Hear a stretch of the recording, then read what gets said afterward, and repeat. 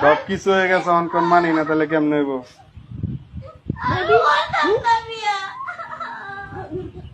মানেন না ওনাকে যদি আপনি স্বামী হিসাবে মানেন মামুনি তাহলে দূরে একবার বলেন আলহামদুলিল্লাহ বলেন। মানি না। সব কিছু হয়ে গেছে অনকন মানি না তাহলে কেমন হইব?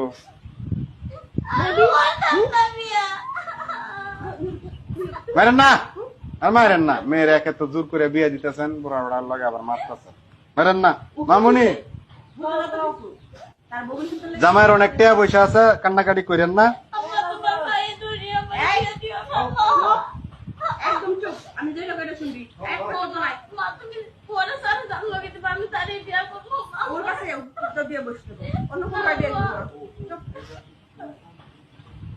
বলেন বলেন বলেন বলেন আলহামদুলিল্লাহ বলেন বলেন।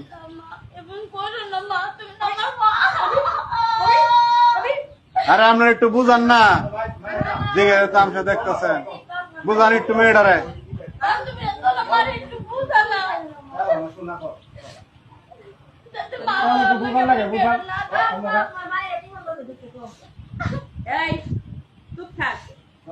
বলে বলো মামুনি, বলে লো সাইন দিছ, টিপ সই দিছ, সব হয়েছে, খালি আলহামদুলিল্লাহ বলে লো।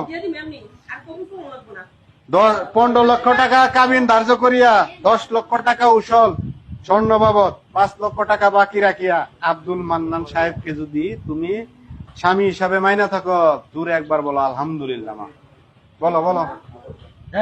আমাকে বেলা শেষ, আমরা যামোগা, আমরা এগুলো কান্নাকাটি দেখতে আসিনি।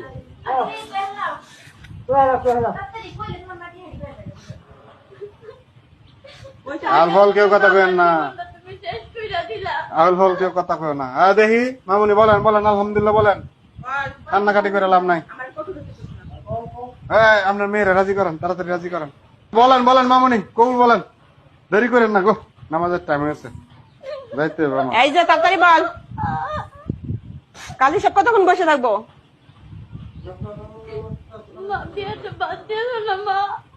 সব পড়ানি শেষ, তোর কবুল করবো না, আমি এমনি তোরে দিয়ে দিব। উড়াইয়া কবুল আমার লাগবো না, এমনি দিয়ে দিব, লাগবো না আমার। আরে কবুল শোনা লাগবে, একবার বলেন বলেন বলেন বলেন একবার বলেন আলহামদুলিল্লাহ। এই কবুল কর। বলতেছি মা, বলতেছি। আরে মন করে না মা।